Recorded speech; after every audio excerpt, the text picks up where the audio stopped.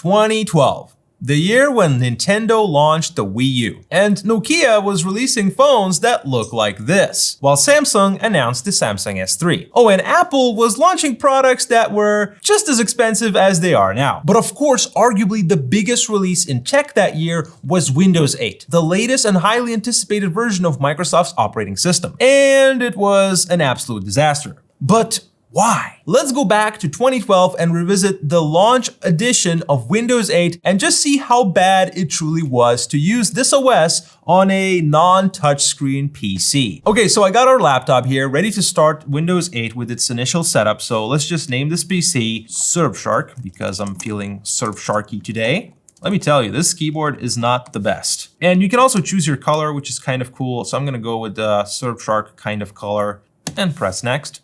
We also have our express settings, as you can see. So you can customize the following settings or choose express settings. If you choose express settings, they use the word settings like, look how many settings words are here. Settings, settings, settings, express settings. Choose your express settings. Anyway, user this PC. I can just again name it Surfshark, just like that, and finish. Oh, it has to be a different one. Oh, that's Surfshark 1 then. Okay, finish. And it's finalizing my settings.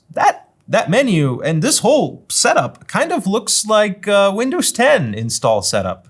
Oh, after your PC is ready.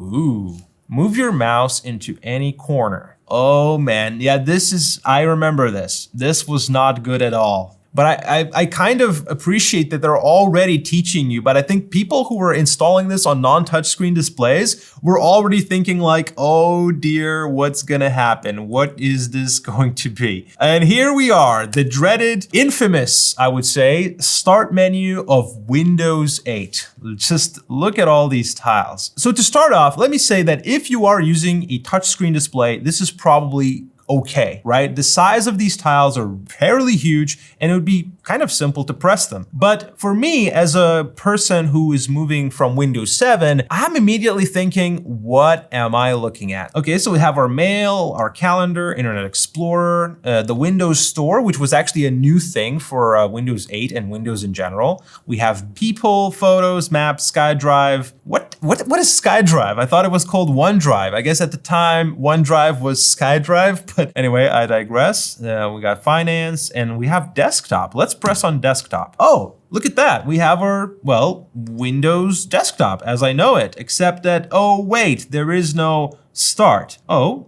well, okay, but then it just goes back to this menu. Just other stuff. We have our folder, of course. So this right here, this looks like the standard interface, but as you can see, the problem with Windows 8, and I think the biggest problem, was that it was fighting between two styles. One was the touch interface, and I believe if I just, yeah, there we go. So this is that touch screen interface. You have to specifically go into the corner for it to open the side menu bar, and then you can just press start here, and it brings up this start menu. Okay, so this is already very confusing, but this is the problem right here. This is why Windows 8 failed, I believe. Just this menu was not intuitive. We have different things like search, so you can just search for apps like games, whatever, right? So any pre-installed games here? Probably not, but yeah, there's no games. And then as you can see, there is no taskbar, so I can't just go back very easily. If I press this, you know, I can get to this menu, but right now I am in a Metro app. So I have to go here, not to the side, I have to go to the corner, open up this menu, press on start, and then I'm back on the desktop. This is horrible. This is not intuitive to use, I have to admit. Okay, but of course, we also have share, whatever that is. I guess I can share my desktop if I wanted to. Devices, second screen possibly. I'm not sure what it has to be in this menu. And then we have settings, which look like this. So I can, you know, adjust my brightness, my audio, and then I have control panel. So this, I didn't press it. Did I press that? It just opened up automatically. But either way, you have the control panel, personalization. This looks kind of like Windows 7. And this only changes this menu, I believe. Yeah, so let's leave it on Earth. So there you go. That was the biggest problem. And as you can see, this is just not nice to use. You also have the keyboard here. And if you want to turn off your PC, you know, we're so used to going into the left corner and pressing on start. No, you actually have to go into the top right corner, then scroll down, go to settings, then press on power, then press shutdown. So I'm not sure what Microsoft was thinking. You see, the thing is, 90% of like just Windows users at the time were not using a touchscreen display. So you end up kind of alienating like 90% of your audience by making this touchscreen menu, which again is just not nice to use. At least there is like the standard Windows plus D I can show my desk. And there is alt tabbing, so I can alt tab between the Metro app. And let me actually open a different app here. So go back to start, let's open the store, which is again, just a full screen app. I just wanna like have 2 apps or something like that. I can't do that. Just look at this.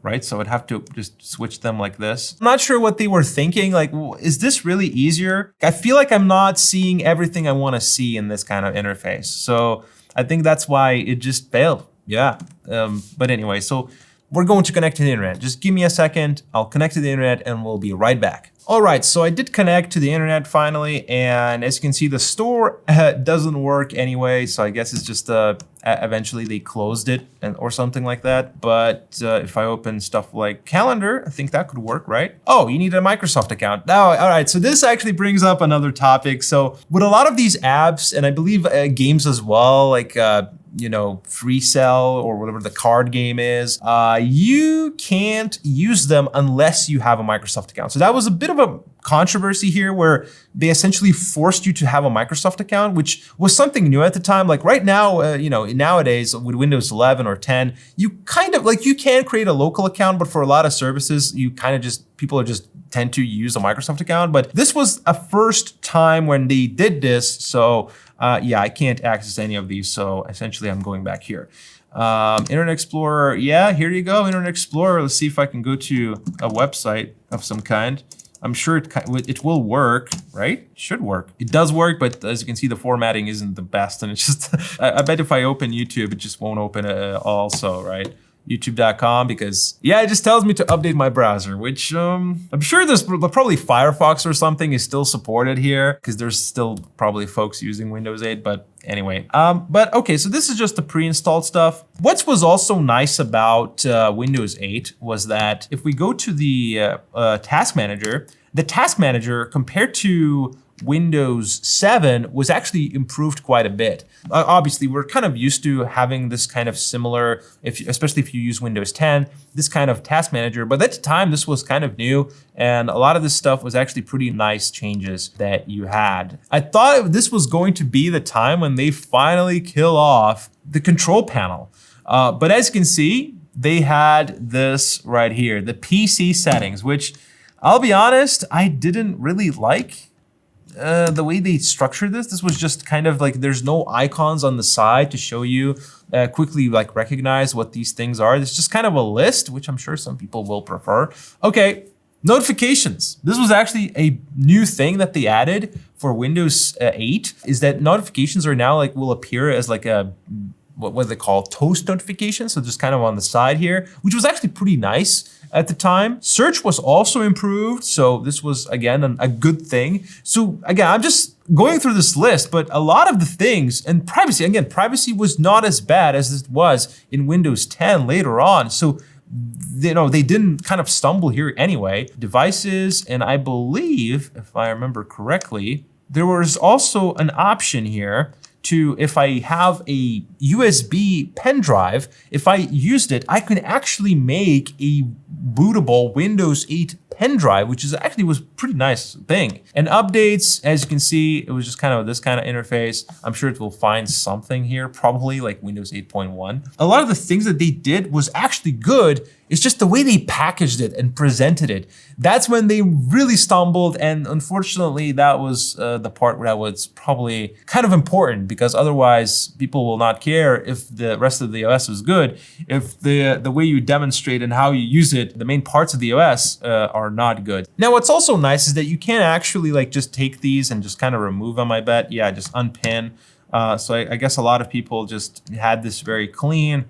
At least when I had Windows 8, this was very clean for me. I just only had the most essential things. Okay, so to conclude this video, is Windows 8 the worst version of Windows? Honestly, it might very well be, kind of. You see, I actually heard of people, use Windows 8 and actually praise the OS. Now, you see, if you used Windows 8 on a touchscreen or tablet or laptop with a touchscreen, the overall experience was actually not bad at all. And mostly because of the sidebar. So the way this sidebar worked is that you would just swipe it from the right side and it would actually be kind of intuitive and easy to use. So the sidebar, as I call it, made it easy to navigate Metro apps and such. And while I can't say, that I tried this myself because, maybe we should get like some old Windows tablet off on eBay just to try it and make a video on it. But I can certainly see the appeal of it. And, the whole vision of Windows 8 was actually good on certain devices if you think about it. But that's just not how you do things. You see, like you don't alienate your whole majority of your audience and shove a touchscreen interface down their throats. Why did Microsoft feel the need to, just make this Metro UI for users who they probably knew were using a keyboard and mouse? And I'm honestly wondering because, maybe it was to sell more touchscreen PCs and they thought like the future is in a touchscreen or something. Or maybe it was the need to unify the Xbox console interface and, the whole Windows phone interface and Windows, just so they, would be kind of like this one ecosystem and things like that. But was it really necessary to do that just to warrant all this negative press? Honestly, I don't know, and I would like to know this myself. So yeah, the truth is, for anyone who was just using Windows 8 with a keyboard and mouse, this OS was just no joke, it was terrible. Like, I can't see myself on a daily basis using this Metro UI, the start menu. I would need a third-party app to fix this because this is unusable. Like this is, you could get used to it, I'm sure, but when you're switching from Windows 7, this is such a big change. I don't know if I could get used to it. Just only for the fact that you have to go to the top right side to open the sidebar. And then you have to directly press on the middle part of the screen, like right here. Yeah, this is not good. Now, we did not talk about Windows 8.1 in this video at all, but it's fair to say that, it did improve a lot of the things that, we did explore in this video, mainly the start menu. It was actually added on the left side, just like it was in Windows 7. And we might explore 8.1 in a later video, but just seeing how awful Windows 8 was, it spread like wildfire, which is why most people stuck with Windows 7. Oh, and we actually did make a whole video about Windows 7, which I will leave right here. And we also tried to go online in Windows 7, so that was kind of fun. Anyway, you can go watch that video, but that'll be all for me. Stay awesome, stay cool, and take care.